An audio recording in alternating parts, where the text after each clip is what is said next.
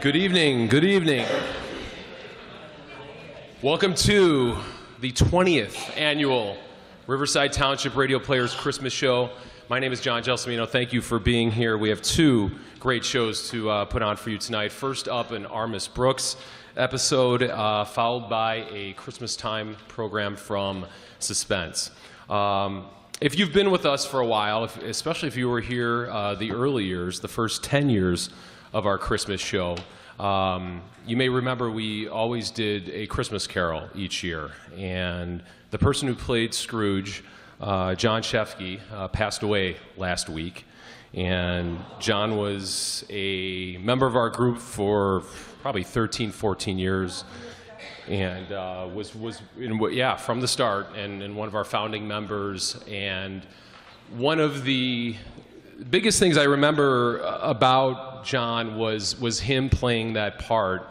And if you think about the role of Ebenezer Scrooge, it's really one of the more complicated roles out there because there's so much growth in that character. And it always impressed me how John played it, because if you knew John, he was such a nice man. So for him to like dig down and be the tight-fisted, nitty-gritty guy early on and eventually develop into the changed man at the end, it always impressed me how well he pulled that off.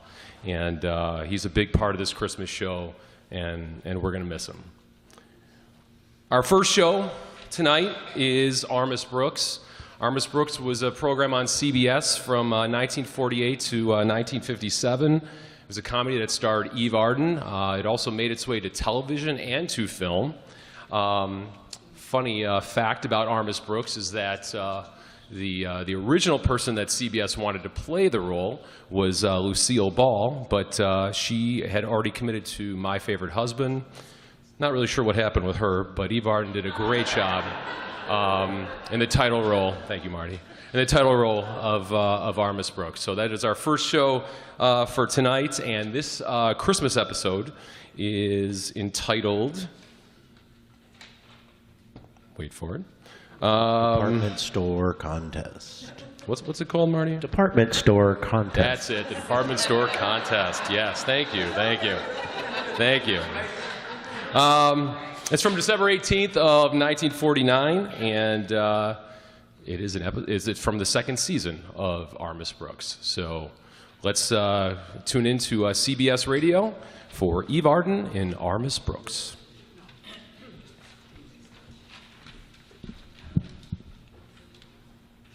Colgate Dental Cream to clean your breath while you clean your teeth and help stop tooth decay. And Luster Cream Shampoo for soft, glamorous, caressable hair. Bring you Armis Brooks starring Eve Arden.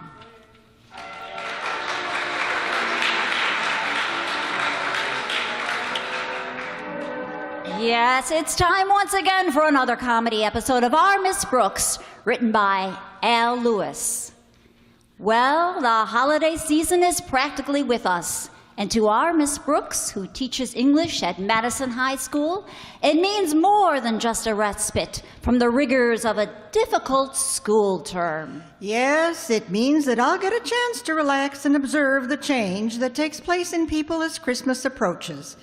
It's almost visible, the spirit of camaraderie and warm good fellowship which flows between us like a bountiful stream. I only hope that this season our beloved principal, Mr. Osgood Conklin, will get a little on him. I was talking about his temper to my landlady last Friday morning at breakfast. I can't understand it, Mrs. Davis. Everything I do lately seems to rub Mr. Conklin the wrong way. What do you mean, Connie? Well, take yesterday, for instance. I was in his office when I saw his lighted cigar lying on the rug unnoticed. Naturally, I stooped over and picked it up, wouldn't you? Well, I gave up smoking a long time ago. I didn't want the office to catch on fire, Mrs. Davis, so I merely put the cigar in an ashtray. You might not believe this, but he was furious. Because you put his cigar back in the ashtray? Well, it wasn't exactly an ashtray. I guess I should have noticed it was an inkwell. Oh, and when you put his cigar in the inkwell, it went out? That wasn't the end I put in the inkwell.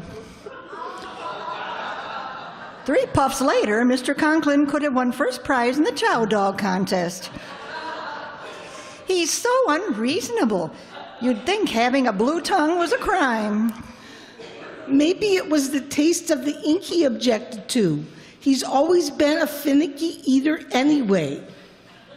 But forget about Mr. Conklin, Connie. Just stay out of his way as much as possible. Believe me, I'll do my best, Mrs. Davis. Say, that's quite a batch of mail you've got there. It is all for you. Mail? Oh, this isn't incoming mail, Connie. These are the letters I picked up from all the kids in the neighborhood.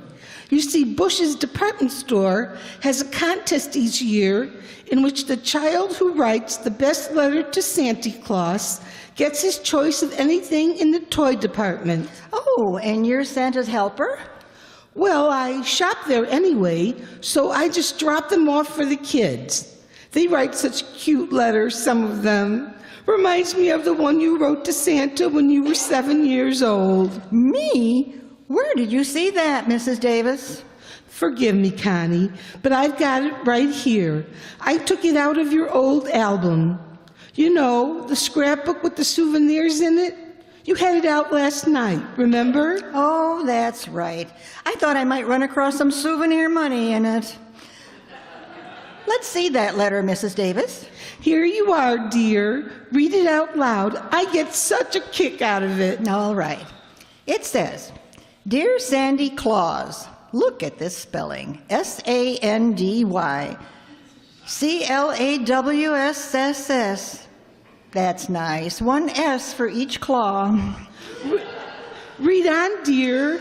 I don't want you to bring me very much toys at all, 'cause then you would not have enough for all the other little children. Wasn't I a doll? Please, Sandy, just bring me a slate with some chalk and a eraser and some crayons and a ruler on account, 'cause when I grow up, I want to be a English teacher. Signed, Connie Brooks, age 7. Isn't that touching, Mrs. Davis? Even at that tender age, I was already planning my future. Poverty. You knew what you wanted, all right. Now I'll just set these letters on the sideboard and pour us some coffee. Here's your cup, Connie. Oh, thanks, Mrs. Davis. I'd better hurry. Walter Denton is picking me up this morning. Can we give you a lift? Oh, no, thank you. I'm going over to Bush's department store. They have a contest each year in which a child who writes the best letter to Santa Claus gets a, His choice of anything in the toy department? How did you know, Connie? You just finished telling me, Mrs. Davis. Oh, so I did. Now, where in the world did I put those letters?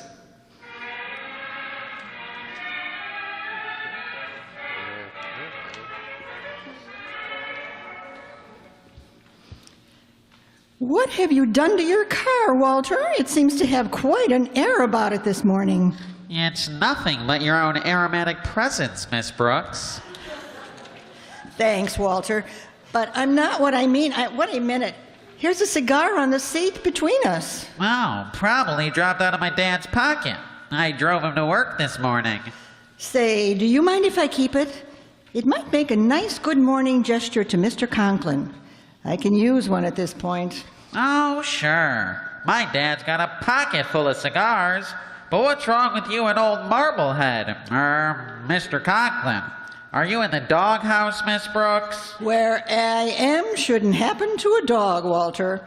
But maybe this little peace offering will help. It smells awfully sweet for a cigar. Oh, it isn't the cigar that has that sweet smell, Miss Brooks. That's Mrs. Enright. Where is she sitting, in the glove compartment? No, I just dropped her off at the beauty parlor. She was wearing a new perfume. She said it was called Voodoo. Kinda clings to the upholstery, doesn't it? Just like Miss Enright. Oh, I'm sorry, Walter. I shouldn't speak that way about another member of the faculty. Forget I said anything. Oh, sure. I know there's no love lost between you two. Although Miss Enright did pay you a rather nice compliment this morning. She did. Yes, ma'am. She said she thought it was wonderful how you taught the subject of English. Miss Enright said that?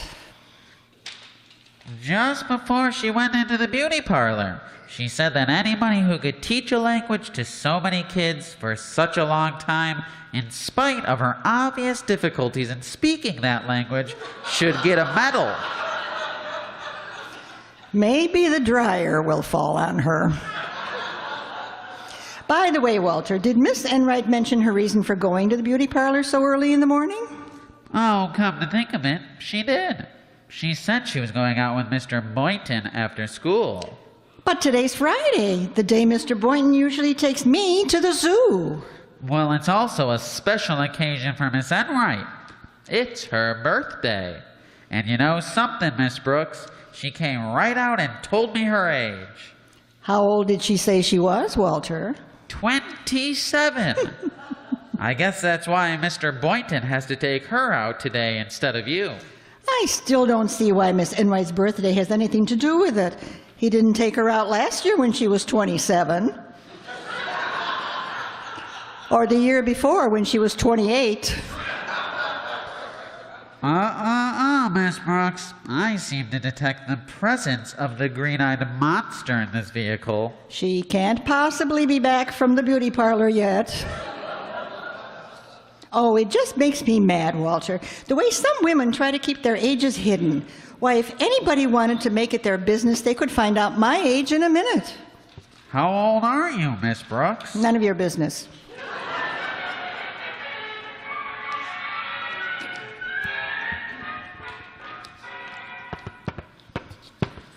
There's Mr. Conklin going into his office, Miss Brooks.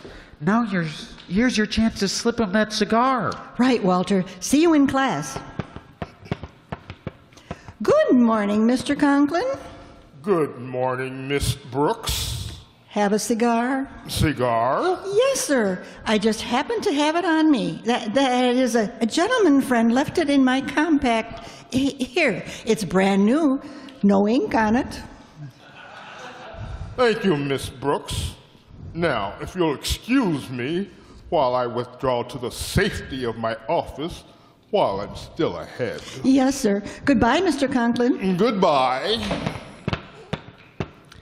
Good morning, Miss Brooks. Hello, Miss Enright. Walter Denton tells me today's your birthday. Why, yes, darling, it is. Happy birthday. Well, I shall bask in the warmth of that greeting all day. Well, I'm sorry, Miss Enright, but I don't think it's fair of you to make Mr. Boynton break a date with me just because it's your birthday. Oh, I didn't make him do anything, Miss Brooks. It's obviously a matter of preference.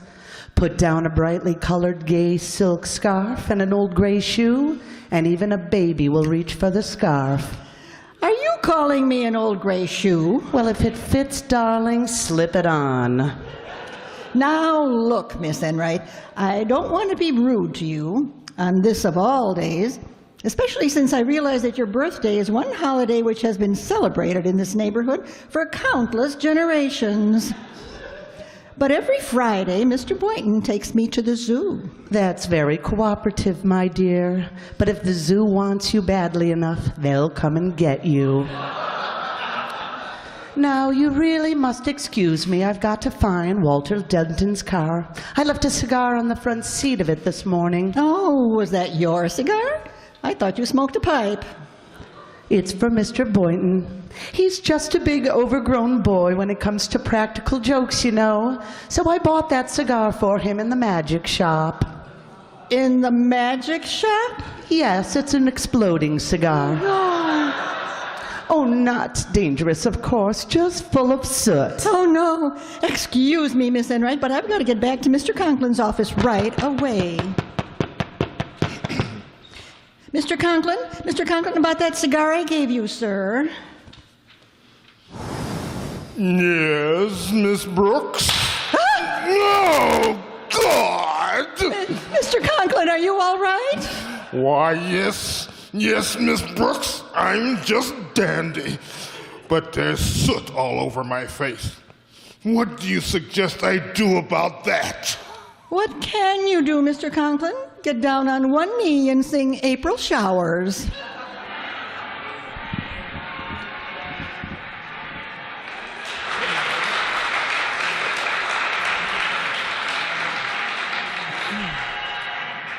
Our Miss Brooks, starring Eve Arden, will continue in just a moment. But first, here's Vern Smith. Now proved that brushing teeth right after eating with Colgate Dental Cream helps stop tooth decay before it starts. Continuous research, hundreds of case histories, makes this the most conclusive proof in all dentifrice research on tooth decay. Eminent dental authorities supervised hundreds of college men and women for all of these years. One group always brushed their teeth with Colgate right after eating. The other followed their usual routine. The couple using Colgate Dental Cream as directed. Oh boy. The group using Colgate Dental Cream as directed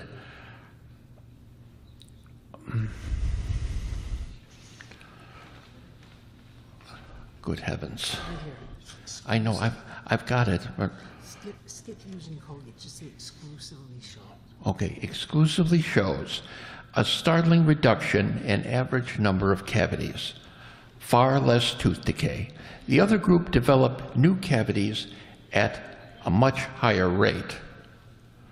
No other dentifrice offers proof of these results.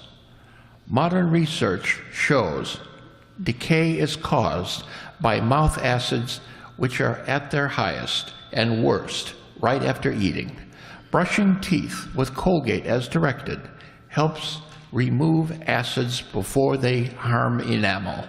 Yes, Colgate contains all of the necessary ingredients, including an exclusive patented ingredient for effective daily dental care. So remember, always use Colgate Dental Cream to clean your breath while you clean your teeth and help stop tooth decay.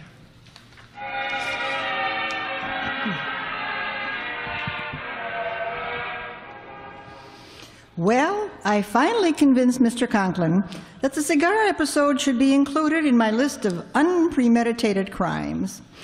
Then when lunch period dragged itself around, I hastened to the cafeteria to see if Miss Enright was with Mr. Boynton. She wasn't. So in 4 seconds flat, I was. I waited all during lunch for him to break our date for that afternoon, but he remained strangely silent. So while we were drinking our coffee, I summoned all my feminine wiles and suddenly remarked, "Is I is or is I ain't your baby?" What did you say, Miss Brooks? Nothing, Mr. Boynton. Here's a napkin. It's just that I get a distinct feeling of guilt emanating from your side of the table. Guilt? Well, what makes you say that? You paid for my coffee. All right. You can pay for mine next time. I paid for yours last time. We're even. But today is Friday, Mr. Boynton. Is that right? That's right. And we usually go to the zoo on Friday. Isn't that so? Yes, that's so. Well? Well, what? Is I is or is I ain't your baby? If you mean am I keeping our engagement, Miss Brooks, well, a funny thing happened this morning. On your way to the rabbit's cage? Oh, yes, as a matter of fact, I was in my lab when it happened. I remembered an appointment I made for this afternoon with somebody else. Namely? My grandmother. That's it. My grandmother came into town unexpectedly this morning, and I promised to take her out for the day. She's rather helpless, you see, because, well, she's quite far along in years. You're not just clapping your crockery, Doc. It so happens, Mr. Boynton, that I know your grandmother. You do? Yes. She's 27 years old, and she teaches English at Madison High School. Miss Brooks, I've decided that rather than stoop to deception, I'd better be honest about this thing. What I told you just now about my grandmother, it isn't true. No. No, I made a date with Miss Enright for today, but only because it's her birthday, Miss Brooks. She told me her folks were living in another part of the country. My folks live in another part of the country. And Miss Enright also said she didn't have too many friends. I don't have too many friends. But Miss Enright is 27 years old today. My folks live in another part of the country. I'm sorry, Miss Brooks. I just didn't want your feelings to be hurt. Don't worry about my feelings, Mr. Boynton. I've sent away for a plastic set. Oh, hi, Miss Brooks. Mr. Boynton. Hello, Harriet. How are you, Harriet? Would you care to sit down? There's plenty of room at this table. Oh, thanks just to say, Mr. Boynton. But I've got to take this container of coffee to Daddy. Oh, is your father lunching in his office, Harriet? Well, yes. Oh, he says he's too embarrassed to eat in public today. There seems to be something on his neck that he can't get off. The Board of Education? It's some black stuff. He didn't want to talk too much about it. Here, Harriet, let me take that coffee down to him. Oh, but It's the least I can do. You sit here and chat with Mr. Boynton, dear. He's very good company today, loaded with stories. Well, all right, Miss Brooks, if you say so. Well, here's the coffee. Oh, and here's some extra sugar. Daddy likes it plenty sweet. Thanks, Harriet. I'll see you later, won't I, Miss Brooks? As we both get older, you mean? Please drop into my lab after school. Maybe we can work something out. Perhaps we can all have a date together. Fine. I'll bring my grandfather for Miss Enright.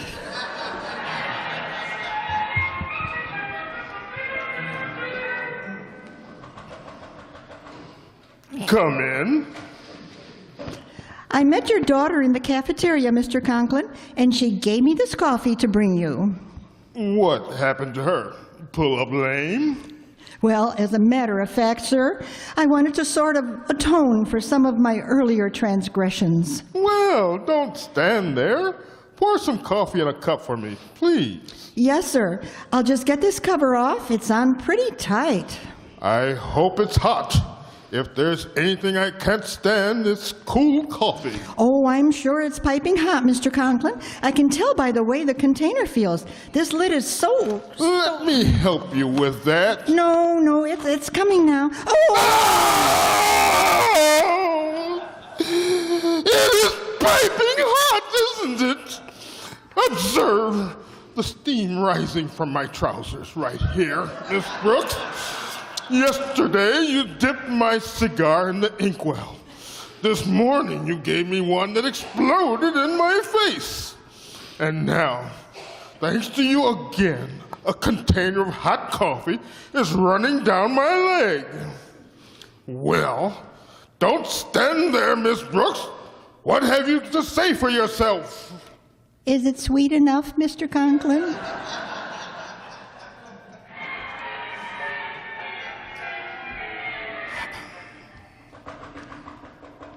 If it isn't Miss Brooks, come in. I said, come in. You are Osgood Conklin? I am. No doubt you've heard of Bush's department store. I have. Well, I'm Bush. I'm a little pooped myself. Sit down. I'll be brief, Mr. Conklin. Each year, my store gives away contest prizes to children who write in the best letters to Santa Claus. We like to choose some prominent citizens in our community to play Santa for this occasion, and hence my visit here. My dear Mr. Bush, if you're suggesting that I involve myself in the squalling clamor of hundreds of children in a department store, put it out of your mind. But, Mr. Conklin... You have no way of knowing this, of course. But I am a man of extremely high blood pressure and acute hypertension. Playing Santa to a band of yowling brats is out of the question. But I've invited all the photographers and reporters, Mr. Conklin. You'll get at the very least a 2-column picture in every paper. I'm sorry. It's absolutely unthinkable for me to 2-column picture? Of course. You see, we've picked the winning letter, and you're the ideal choice to present the grand prize this afternoon. Why me? Because you're a school principal, and the contest winner is a little 7-year-old girl who wants to be a teacher when she grows up. A teacher? Well, I guess I can arrange it. I'd hate to disappoint a child, especially this obviously backward little tyke. What time shall I be there, Mr. Bush? 4 o'clock sharp, please. And thank you so much for accepting our invitation. You're welcome, I'm sure. Now, if you'll excuse me, sir, I must inspect some new gym equipment that just arrived. Of course, Mr. Conklin. Well, before I leave your office, may I use the phone? Certainly. Right there on my desk. See you at 4, Mr. Bush. Right, thank you. Santa Claus is coming to town. Hello, Mrs. Davis speaking. This is Mr. Bush of Bush's Department Store. My secretary gave me your phone number, Mrs. Davis, and told me what a grand job you've done of rounding up the children's letters in our Letter to Santa contest. I was glad to help, Mr. Bush. Thank you, Mrs. Davis. Now, there's just one bit of information I need from you. Do you know where Connie Brooks lives? Connie Brooks? Certainly. She lives right here with me. Well, that's a coincidence. Can I speak with her? Not now. She's still in school. Oh, of course. It's not 3 o'clock yet. As a matter of fact, I was just getting ready to pick her up. One of the students in school with her usually takes her home, but he's busy today. I see. Well, Mrs. Davis, you can do me a great favor. Instead of taking her home today, bring Connie right over to our store. What for? You'll see. What kind of toys does she favor, Mrs. Davis? Toys? Connie doesn't play with toys. Oh, the serious type, huh? Well, bring her over as early as you can, Mrs. Davis, so I can get acquainted with her. She'll probably warm up a bit after a nice romp in the sand pile. Now remember, Mrs. Davis, don't tell her why she's coming to the store. I'd like it to be a surprise. Oh, it'll be a surprise, all right.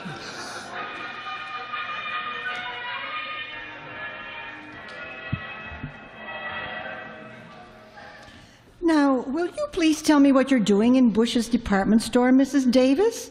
I haven't enough money left to buy a Christmas seal, let alone do any shopping. Be patient, Connie.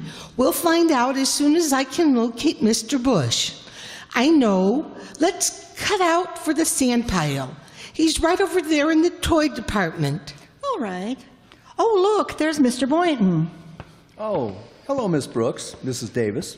Hello, Mr. Boynton. Excuse me just a moment, won't you? I'll go on ahead, Connie, and find Mr. Bush. Fine, Mrs. Davis. Well, Mr. Boynton, doing a little last-minute Christmas shopping? No, not exactly, Miss Brooks. Miss Enright asked me to come over here right after school. She's crazy about children, she says, and they're having some sort of contest here today. Where is she now? Oh, she's in the hardware department picking up a new roaster. She says next to children, she likes nothing better than cooking and housework. I bet she's terribly decent to animals, too. I'm sorry I didn't meet you after school, but Miss Enright insisted we leave at once. Well, after all, it is... Her birthday today. I know, Mr. Boynton. I had a hunch you two would wind up alone. Oh, we're only going to a movie, Miss Brooks. Donald O'Connor in Francis just opened at the State. It's the story of an army mule. Oh? That's where you're taking Miss Enright? That's right. What are you trying to do, start your own mule team? I just got the most charming pot, darling. Oh, you've acquired one of your own, haven't you, Mr. Boynton? Hello, Prudence. Cooked any interesting children lately? Please, ladies, please. Let's get over to the toy department. They're getting ready for the ceremonies. The spotlight was just turned on the platform. Oh, fine, Mr. Boynton. I just adore toys. Oh, why don't you act your age? Come along, Miss Brooks. I see Mrs. Davis right in the front row. Attention, attention. Quiet, please, children. Quiet, quiet. Here, without further ado, is your old friend, Santa Claus. Ho, ho, ho. Merry Christmas, kiddies. Why, that's Mr. Conklin. Is it really? Ho, ho, ho. Of course, I'd recognize that bloodthirsty cheerfulness anywhere. Here you are, Santa. Here's the prize-winning letter in the contest. Now suppose you read it out loud, and we'll surprise the author, who I know is among those listening. Surely, surely. It says, Dear Sandy Claus, spelled C-L-A-W-S-S-S. Ha ha ha! That's nice. One S for each paw. I don't want you to bring me very much toys at all, cause then you could not have enough for all the other little children. Isn't she a doll? Wait a minute. This sounds awfully familiar. Please, Sandy, just bring me a slate with some chalk and an eraser and some crayons and a ruler, cause when I grow up, I want to be an English teacher. Oh, no. Signed, Connie Brooks, age 7. Now, if this little girl will step in, Connie Brooks! Age 7. You sound like you know this girl, Mr. Conklin. Now let's get her up to the platform. Where are you, honey? Yoo-hoo, Mr. Bush, down here. I'm Mrs. Davis. Oh, hello, Mrs. Davis. The girl you're looking for is standing right here beside me. What? Who are you? I'm Connie Brooks, age 7. Miss Brooks, what's the meaning of this? Yes, what is this hoax? Oh, there was no hoax intended, gentlemen. Mrs. Davis must have absent-mindedly put my letter in with the other kids. When I wrote that letter, I was actually 7 years old. You were never that young, darling. Oh, this is terrible. The press and photographers will be here any minute. Give me that bag of toys, Mr. Conklin. This girl gets nothing.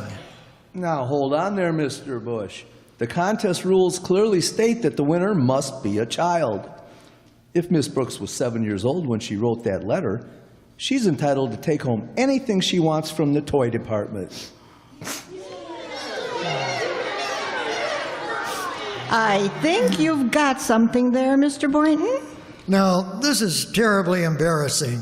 Miss Brooks, if you'll just leave the premises before the press arrives, you may have anything in the toy department you desire. What do you want? Mr. Bush, this is Mr. Boynton. Wrap him up.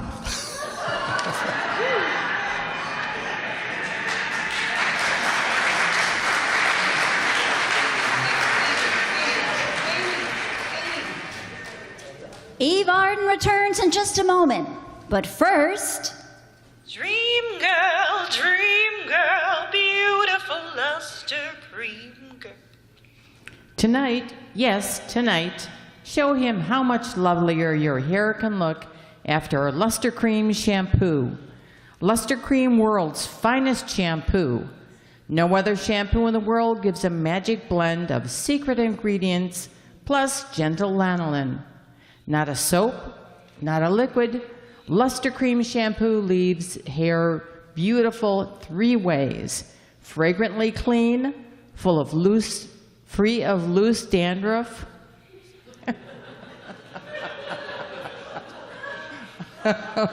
Sorry about that. Let's try it again. Fragrantly clean, free of loose dandruff, glistening with sheen, soft, manageable, even in hardest water. Luster Cream lathers instantly. No special rinse needed after Luster Cream shampoo. So gentle. Luster Cream is wonderful, even for children's hair. Tonight, yes, tonight, try Luster Cream shampoo. Dream girl, beautiful Luster Cream girl. You own your crowning glory to a Luster Cream shampoo.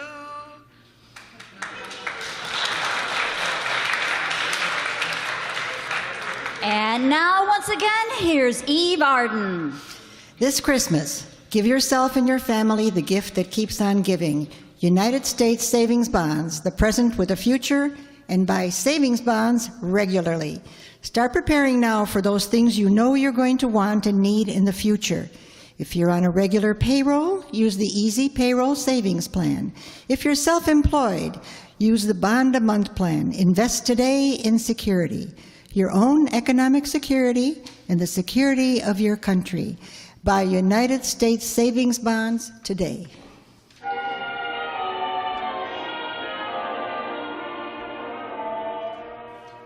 Next week, tune into another Our Miss Brooks show brought to you by Luster Cream Shampoo for soft, glamorous, caressable hair and Colgate Dental Cream to clean your breath while you clean your teeth and help stop tooth decay. Our Miss Brooks, starring Eve Arden, is produced by Larry Burns, directed by Al Lewis, with music by Wilbur Hatch. Mr. Boynton is played by Jeff Chandler, Mr. Conklin by Gail Gordon, and others in tonight's cast were Jane Morgan, Dick Crenna, Gloria McMillan, Mary Jane Croft, and Hal March.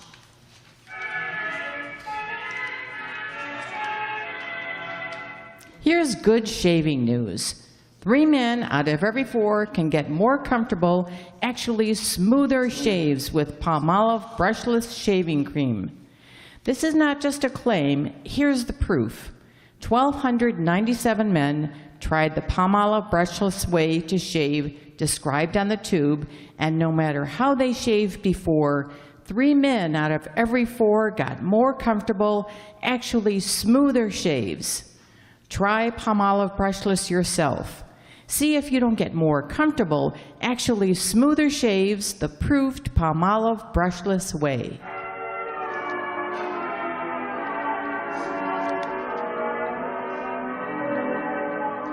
For mystery liberally sprinkled with laughs, listen to Mr. and Mrs. North, the exciting, fun-packed adventures of an amateur detective and his beautiful wife.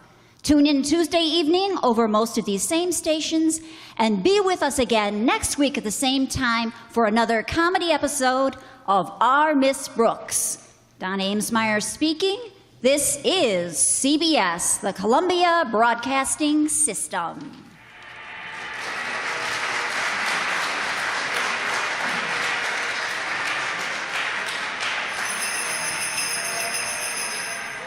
And now let's meet the cast of Our Miss Brooks. Our commercial announcer was Kathy Juarez.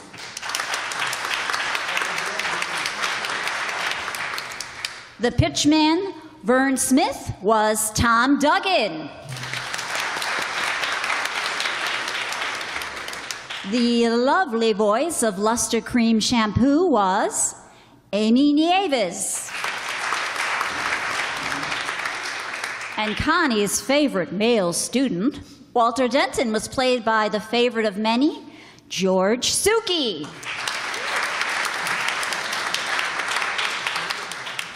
Bush of Bush's department store was the never bushed Herb Thompson. And Connie's #1 nemesis, Miss Enright, was Allison Byhan. The man in demand at Madison High School, Mr. Boynton, was Jay Summerfield. The quick-tempered principal, Osgood Conklin, was played by Andre Dixon. And Connie's lovely and slightly dim-witted roommate, Mrs. Davis, was played wonderfully by Sue Gajinski. And Connie Brooks was performed spot on by our Miss Brooks, Ellie Babcock.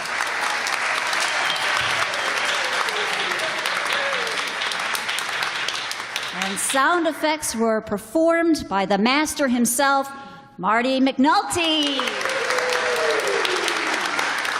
And I'm Donna Amesmeyer, and I was Harriet Conklin as well as your announcer.